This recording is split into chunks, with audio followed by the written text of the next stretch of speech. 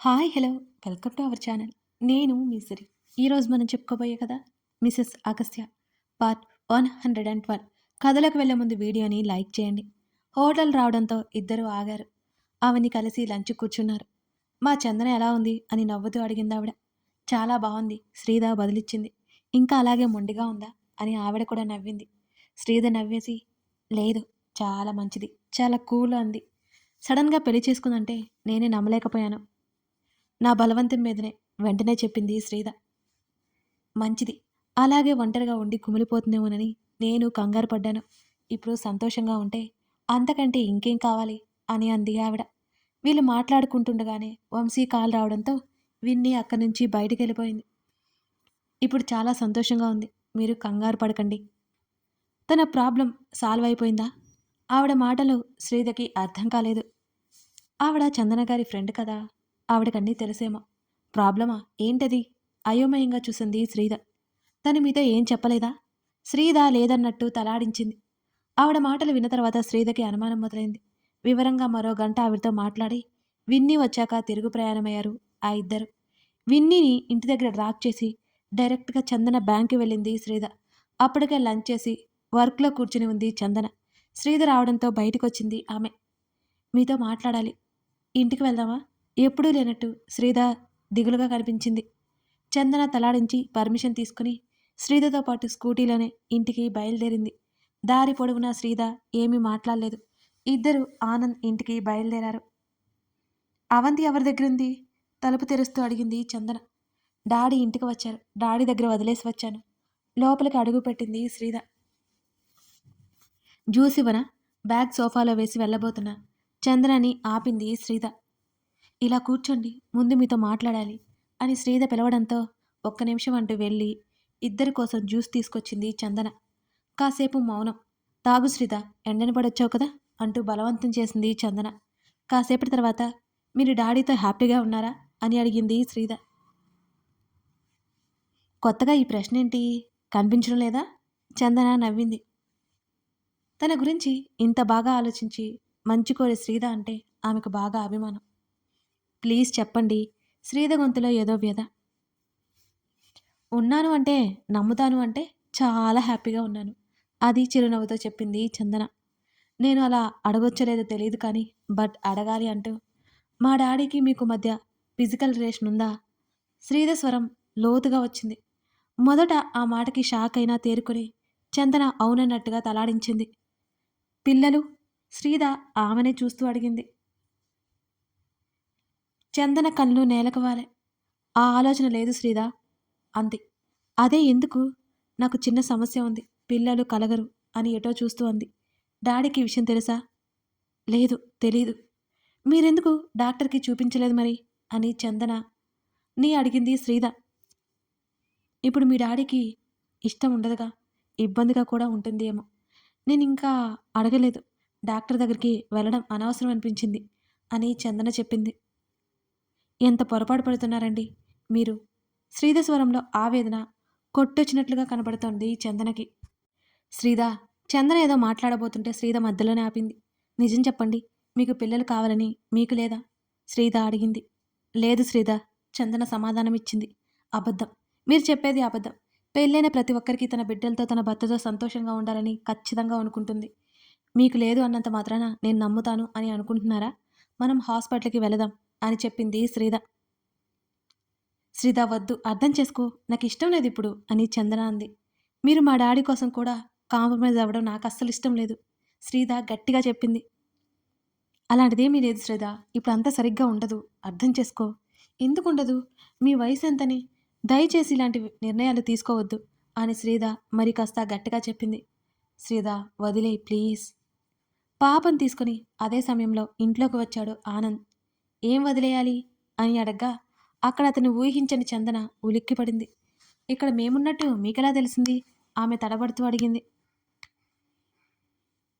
మీరిక్కడికి వస్తున్నారు, నన్ను రమ్మని శ్రీధ కాల్ చేసిందిగా అతను చెప్తుండగానే అవంతి దూకి శ్రీధ దగ్గరికి పరిగెత్తింది. మమ్మ పోయి అంటూ వచ్చిరాని మాటలతో అలుగుతూ ఏడుపు మొహం పెట్టింది అవంతి. అవంతిని భుజం మీద వేసుకుని మమ్మీ పని ఉండి వెళ్ళిందిరా బంగారం, నువ్వు పడుకుంటావా అంటూ ఒడిలో వేసుకుని కాళ్ళు మీద ఊపసాగింది శ్రీధ. బాగా నిద్రకొచ్చినట్టు కొద్ది నిమిషాల్లో నిద్రపోయింది అవంతి. ఏమైనా తిన్నదా డాడీ? ఆ, తిన్నదిరా. నిన్నే అడుగుతోంది అని ఆనంద్ అన్నాడు. ఇవ్వు, లోపల పడుకోబెట్టి వస్తాను అంటూ అవంతిని తీసుకుని తన గదిలోకి తీసుకెళ్ళి పడుకోబెట్టి మళ్ళీ తిరిగి బయటకొచ్చాడు ఆనంద్. నువ్వేంటి అప్పుడే వచ్చేశావు? చందనని అడుగుతూ ఎదురుగా కూర్చున్నాడు ఆనంద్. నేను అట్నుంచటు వస్తున్నాను డాడీ, అందుకే తీసుకొచ్చాను అని చెప్పింది శ్రీధ. చందన ఇదివరకట్లా లేకపోవడం అతను గమనించాడు. కానీ అడగలేదు శ్రీధ ముందు, ఇబ్బంది పడుతుందేమోనని. తర్వాత అడగాలనుకున్నాడు. నేను రావడంతో మాట్లాపేశారేంటి? పక్కకు ఒరుగుతూ సరదాగా అన్నాడు. కానీ అది నిజమే అని తెలియదు కదా. అదేం లేదు, మామూలుగానే మాట్లాడుకుంటున్నాం. శ్రీధ చూస్తూ కళ్ళతోనే అర్థించింది చందన. చాలా ఇంపార్టెంట్ మ్యాటర్ డాడీ. శ్రీధ మాటలకి ఆమెకు అక్కడ ఉండబుద్ధి కాలేదు ఇక. అబ్బో, అంత ముఖ్యమైన విషయం ఏంటో మరి మీ ఇద్దరి మధ్య? నవ్వుతూ అడిగాడు ఇద్దరిని చూస్తూ ఆనంద్. చందనని ఇబ్బంది పెట్టాలనేది శ్రీధ ఉద్దేశం కాదు. ఆమె కూడా సంతోషంగా ఉండాలని మాత్రమే శ్రీధ కోరుకుంటుంది. నాకు కొంచెం తలనొప్పిగా ఉంది. అక్కడి నుంచి గదిలోకి వెళ్ళిపోయింది చందన. ఆమె బిహేవియర్ అబ్నార్మల్గా ఉండడం అతను గమనించాడు. తర్వాత అడగాలి అనుకున్నారు. తండ్రితో మాట్లాడలేని పరిస్థితి శ్రీధది. అవన్నీ ఎలా మాట్లాడగలదు? బేబీ, నేను 2 డేస్ బిజినెస్ పని మీద వెళ్తున్నాను అంటున్న తండ్రి మాటలకు ఆలోచన నుంచి బయటకు వచ్చింది శ్రీధ. అబ్బా, మీరింకా ఇవి అవి ఆపేయలేదా డాడీ? విసుక్కుంది శ్రీధ. వీటన్నిటి కోసం అగస్త్య ఎక్కడికని వెళ్తాడు, అందుకే నేను వెళ్ళాలి అనుకుంటున్నాను. నీకు గుర్తులేదా? ఇంతకుముందు నెలకి 2-3 సార్లు అయినా వెళ్ళేవాణ్ణి ఆనంద్ గుర్తు చేస్తూ అన్నాడు. గుర్తుందా డాడీ? కానీ మీరు వెళ్ళిపోతే మీ ఆవిడ ఎలా? శ్రీధ నవ్వింది. తనేమీ చిన్నపిల్ల కాదు కదా. కాకపోయినా ఒంటరిగా ఉండాలంటే కష్టం కదా అలవాటు పడ్డాక. రావణమ్మని నైట్ ఇక్కడే ఉండమని చెప్తే సరి అని ఆనంద్ అన్నాడు. ఏం అక్కర్లేదు, నేను మా ఇంటికి తీసుకెళ్ళిపోతానులే, మీరు పర్మిషన్ ఇస్తే మీ ఆవన్ని నాటకీయంగా అంది శ్రీధ. రోజు రోజుకి అల్లరి ఎక్కువైపోతుంది నీకు అని ఆనంద్ అన్నాడు చిరుకోపంగా. నా సంగతి అలా ఉంచండి కానీ డ్రింక్ చేస్తున్నారా, అడిగే వాళ్ళే లేరని ఆరా తీయడం మొదలుపెట్టింది శ్రీధ. లేదులే అన్నాడు ఆనంద్. అబద్ధాలు చెప్పకండి డాడీ, పాపం మీ ఆవిడ నోట్లో నాలుక లేదు, ఎలా మీతో వేగుతుందో ఏమో. శ్రీధ నిట్టూర్చింది. ఆ మాటలకు హాయిగా నవ్వేశాడు అతను. నువ్వు అనుకున్నంత సైలెంట్ కాదు చందన అని చెప్పాడు. అబ్బో, తెలుస్తూనే ఉంది. మీదే రాజ్యం అయిపోయిందిగా ఇక. మిమ్మల్ని కంట్రోల్లో పెడుతుంది అనుకుంటే మీకే సపోర్ట్ చేసేలా ఉందే అని నిట్టూర్చింది శ్రీధ. బేబీ, నమ్మవా నన్ను అన్నాడు. నేను నమ్మను. మీరు ఇంతకీ నాకు సమాధానం చెప్పలేదే. మీరు వెళ్ళే రోజు నా దగ్గర దిగబెట్టి వెళ్ళండి. మళ్ళీ మీరు వెళ్ళిన తర్వాత లోన్లీ ఫీలింగ్ ఉంటుందేమో కదా. శ్రీధ భుజాలు కదిలించింది. అలాగే, నువ్వు చెప్పాక కాదంటానా? నేను రేపు రాత్రి బయలుదేరుతాను. ఎయిర్పోర్ట్కి వెళ్ళేటప్పుడు డ్రాప్ చేసి వెళ్తాను, సరేనా అని అన్నాడు. అలా అన్నారు, బాగుంది. మీరింకా ఇలాగే ట్రిప్పులు పెట్టుకునేటప్పుడు మీ ఆవిని కూడా తీసుకెళ్తే ఇంకా బాగుంటుంది అని శ్రీధ చెప్పింది. తీసుకెళ్దామని అనుకున్నాను కానీ నేను బిజినెస్ పని మీద వెళ్తున్నాను, సెట్ అవ్వదు. నెక్స్ట్ టైం చూసుకుని తీసుకెళ్తాను అని చెప్పాడు ఆనంద్. సరే మీ ఇష్టం, నేను కాసేపు రెస్ట్ తీసుకుంటానంటూ అక్కడి నుంచి తన గదిలోకి వెళ్ళిపోయింది శ్రీధ. శ్రీధ మాటలకు నవ్వుకుంటూ లేచి గదిలోకి వచ్చాడు ఆనంద్. శ్రీధ చెప్పింది బాగానే ఉంది, ఒకటే ఏముంటుంది, శ్రీధ దగ్గర అయితే సరదాగా ఉంటుంది చందనకి అనుకున్నాడు అతను. ఆనంద్ గదిలోకి వెళ్ళేసరికి పాప పక్కన పడుకుని నుదురు మీద చెయ్యి ఆనించి మరొక చేతిని పొట్ట మీద వేసుకుని కళ్ళు మూసుకొని కనిపించింది చందన. నెమ్మదిగా ఆమె పక్కన కూర్చుని ఆమె చేతి మీద చేయి వేశాడు ఆనంద్. ఆమె కళ్ళెత్తి చూసింది అతని వంక.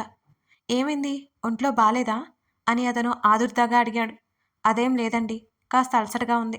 ఆమె నవ్వడానికి ప్రయత్నించింది కానీ నవ్వు రాలేదు ఆమెకి. శ్రీధ చెప్పలేదనుకుంటా, అందుకే ఈయన అడగలేదనుకుంది. ఒకవేళ చెప్పి ఉంటుందా? తన నుంచి విషయం రాబట్టాలని చూస్తున్నాడా? ఆమెకు అర్థం కాలేదు అతని ఆలోచన.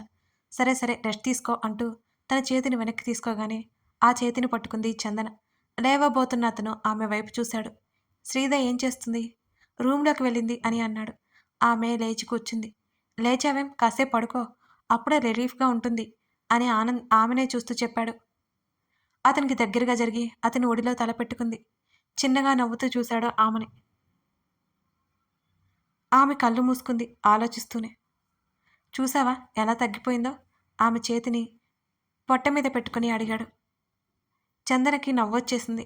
నిజమే సుమా అని అంది మెచ్చుకోలుగా. ఆమె ముఖంలో నవ్వు చూసి కాస్త ఊరట కలిగింది అతనికి కూడా. హాస్పిటల్‌కి వెళ్దామా?